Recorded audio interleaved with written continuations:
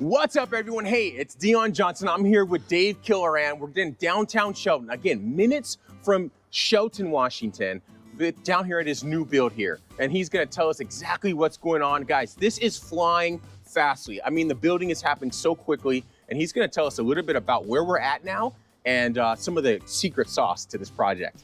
First thing I do is stand on higher ground so I look like I'm as tall as you.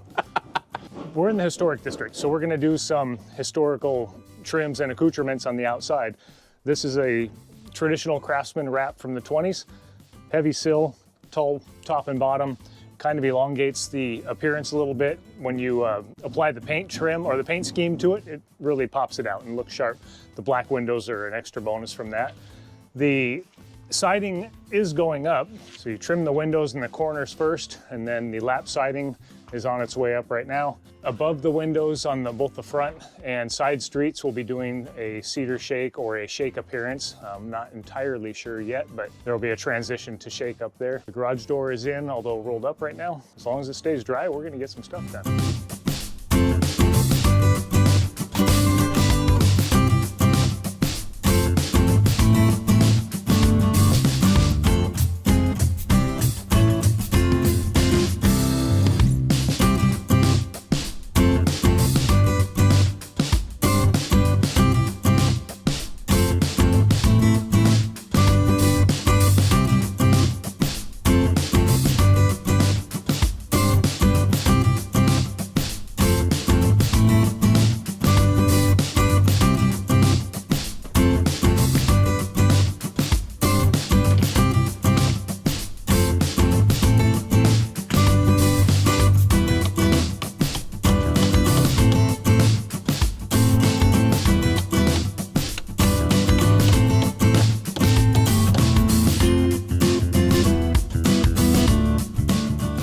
So at this point, got it temped in.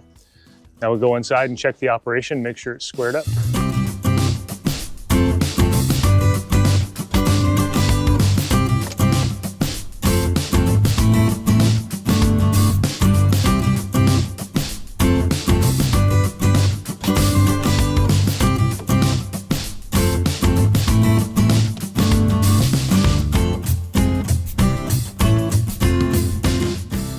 So this here, we call this the diaper. When we wrap the house in building paper, we can tuck the paper underneath. This has a temporary staple in it. Fold this diaper back down over it and then tape it off. And it makes a better counter flash for weather and rain coming at it.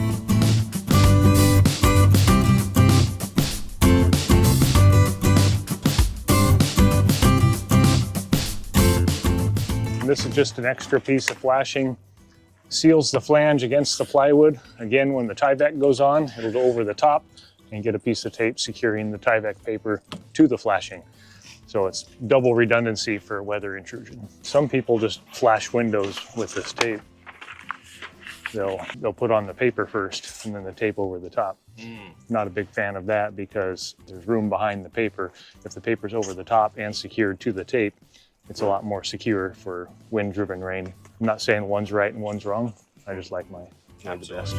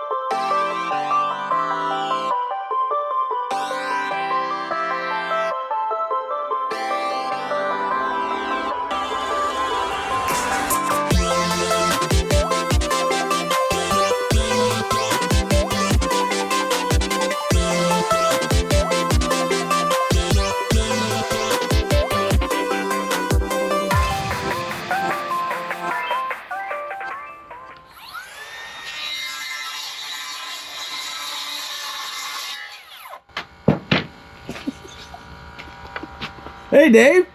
What's up? What's Time you doing? for siding. Woo! Look at that. Got the Craftsman window wraps, heavy sill, heavy tops and bottoms. Trying to look historic.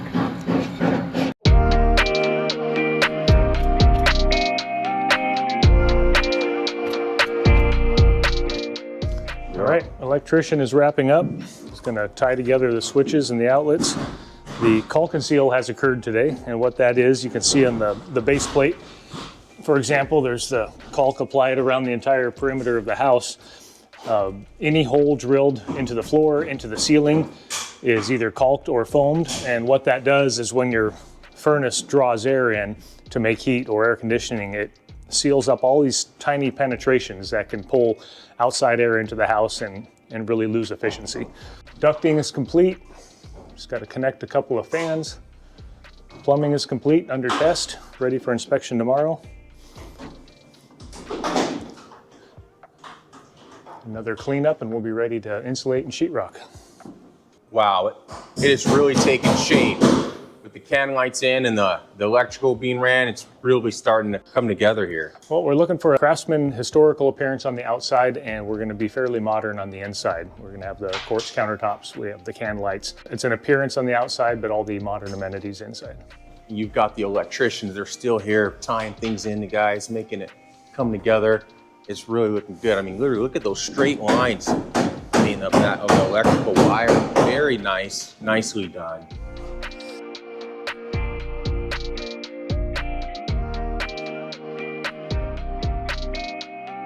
It looks so much different than a week ago. And again in another week.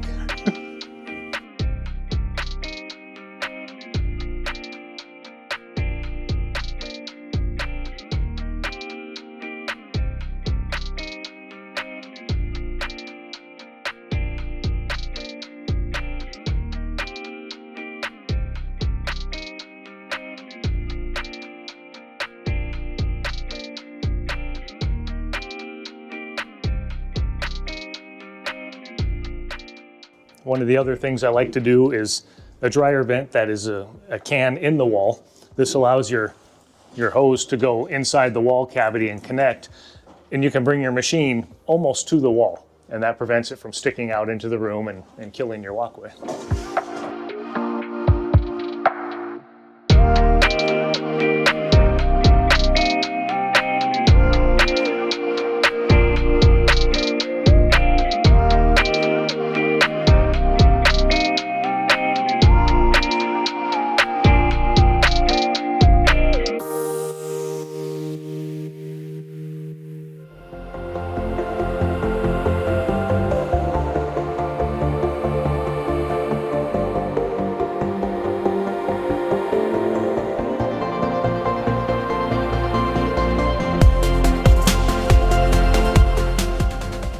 So you may remember during the build, these straps were here to hold the building down in a way. These are hold downs for high wind, shear strength, other things that an engineer figures out that are above my pay grade. The problem though, as a builder, is these straps, even though they're behind the paper, they're still there and they're pretty thick. If you just put your board on, the board's gonna be tight to the building all the way down, and then it's gonna jump out as it hits that big steel strap. So if you release the back of your board, and then it sits over the top, and everything is square and straight.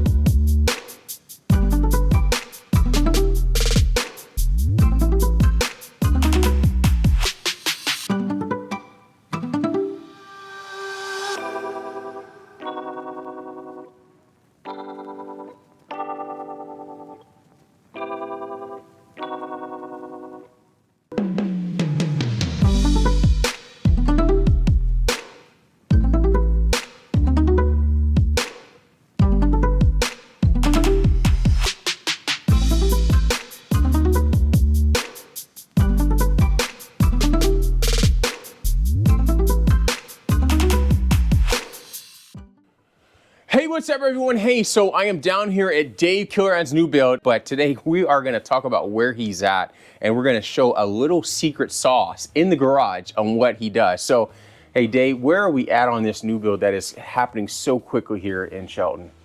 Things are still moving, almost as fast as they were originally. All of our inspections are done to date. So we have our framing, mechanical, HVAC ducting, we have electrical cover inside, we have electrical service. We're actually going to get our own power and quit borrowing from the neighbors here next week. Oh, right on. You can see it's insulated now. We're moving on to sheetrock. It's going to be delivered this afternoon, possibly, or tomorrow morning, and start hanging it right away. Right on. Got the attic stairway in. I'm trying to use up some of the siding still as weather allows and get the garage cleaned out. Hey, let's go up and look at the attic. Outstanding. Let's do that. All right. So tell me about this attic here. I mean, this is kind of the secret sauce here. This to me is common sense use of space. You have a 612 roof, got a lot of space up above, and it can be just insulation and nothing, or you could have trusses made to support the load. These are called attic trusses, so they're load-bearing trusses, and deck it off. You got floor up there now, and you have a lot of square footage for storage. There's over 200 square feet of storage up here, and it's lit, and it also allows for access to the attic over the house rather than having to climb up through your closet ceiling. It just covers a lot of bases. It's all positive, and there's really no drawback.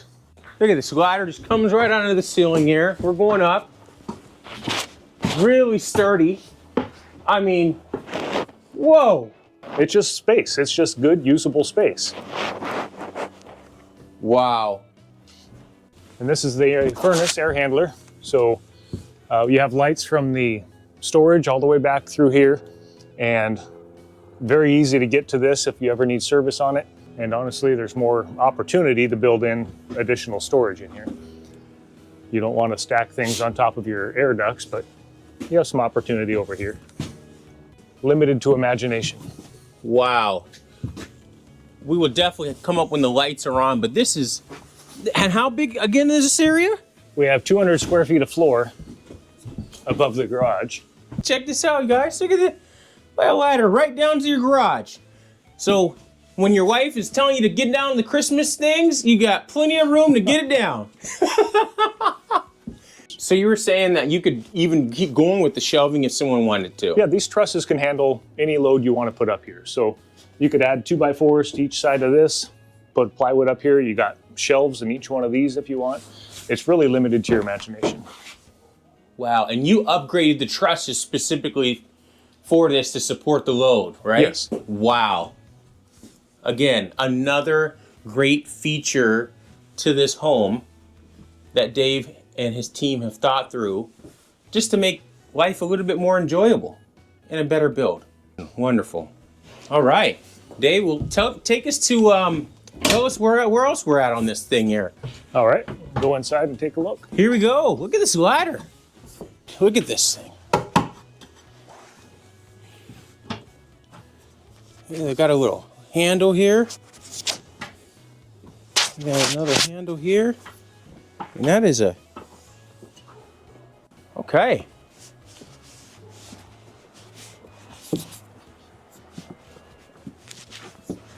Well, it looks different than a week ago.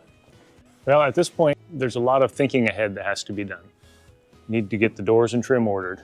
So those are underway. The cabinets have been ordered, ready for pickup on the 18th. But these are things that you have to think 3 or 4 weeks ahead of time if you want to keep up the flow. Otherwise, you come up on the time of needing the cabinets and, oh no, we forgot to order them, and then you're put in arrears. We talked about the blocking in here.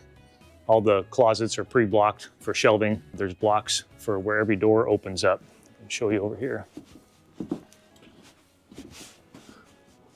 Wherever the doorknob is on a door that swings open, the wall is solid with these extra blocks in case of a doorstop that fails. These little spring doorstops can fall off, or kids play with them. That way it hits the wall, it's not going through your sheetrock. It's gonna hit this solid block. Save you a little headache. Wow, that's a nice ad, definitely, yeah, because we've all had the kids throw the doors into the drywall. Oh yeah. That piece of wood is definitely gonna help. So all the bedroom doors and front door all have that extra block. It's one of those things that takes 10 minutes of time, but it'll save hours in the future. Yeah, really nice. You got all the insulation in and electrical done. Now, is there anything last minute that you've added or you thought about doing that you've done or anything like that? No, we have to work within the space that was permitted. So your plans are drawn with the kitchen on the plan, but it's one of those things that's a little freeform. So even though it might have certain cabinets showing in the kitchen and the range here and the sink here, you're free to change that stuff around based on the feel of the house. We've decided to go with the sink and the island facing out. That's where most people spend time, is at the sink. This is going to be a very large countertop right here. Stove behind, got more counter space over here, refrigerator. There's not a ton of room to work, but sometimes you don't want to obligate until the house is built and you can get a feel for the size and the space. So we ordered cabinets based on this layout.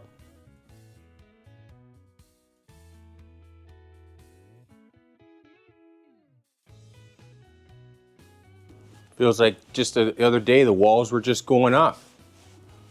It has moved pretty quick.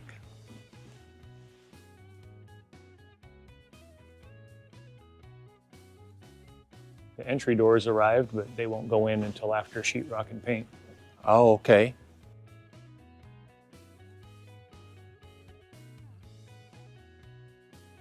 And all the closets have automatic lights. So when you open the closet doors, the lights will come on automatically. They're motion-based. Oh, now that is cool. Now that is a feature there.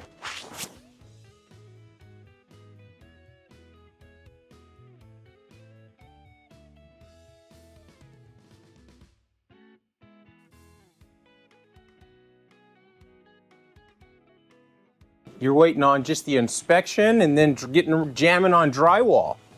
Yeah, drywall is going to be a 10 to 12 day process. Oh, wow. Of which nothing's going to happen inside besides drywall. You can't do any other work besides sheetrock at that time. So it's best just to turn the heat on and let them go and get back in afterwards for paint and floors and cabinets, and then it's game on again. Right on.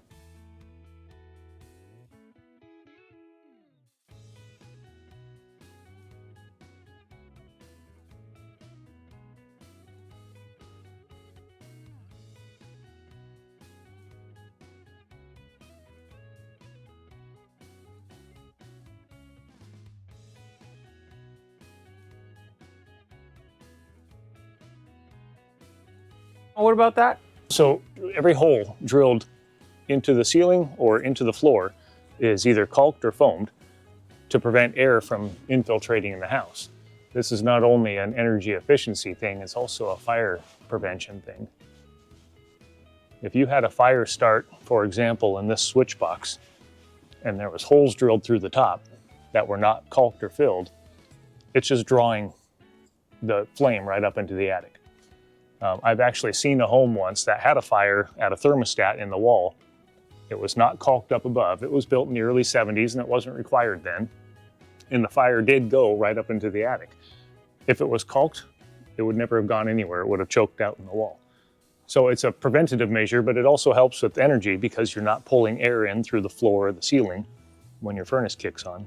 And for energy efficiency, then you were mentioning how many air changes do you aim for on your builds? Every permit is different. I think we elected for 3 air changes per hour on this one, which is, it's tough. It's not going to be impossible, but you want to be as tight as possible with all the penetrations in the floor, the walls, the ceiling. And even after the doors go in, the finished doors, I caulk inside the door jamb hole because you'll feel when the test is being done, you'll feel air coming through the door jamb. By trial and error, I've learned to caulk a lot of places that I normally wouldn't have in the past. And better efficiency, for people that don't know, that means saving on your bills, right? Which means Big time saving money. Yeah.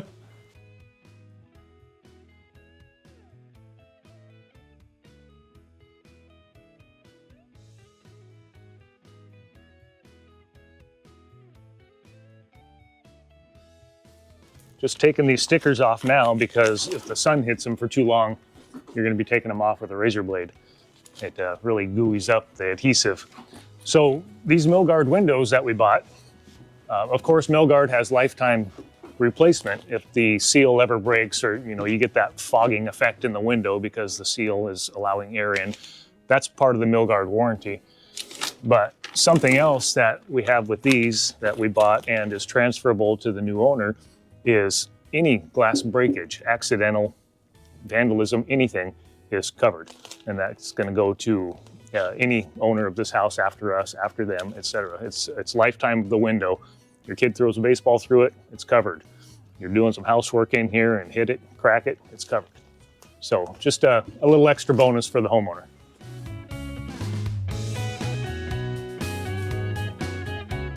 So thanks for tuning in. This is Dave Killeran, an amazing build downtown Shelton. That's gonna mark our part 3 series here of this docu-series. He's gonna have the drywall, installed. And so that's gonna take a little bit. So we're gonna wrap up, kind of catch up on the docu-series. And so we were gonna start here on part 4 here shortly with from drywall all the way to the end. All right, Dave, got anything? Warm up a little bit, it's cold in here. Absolutely. All right, see you soon.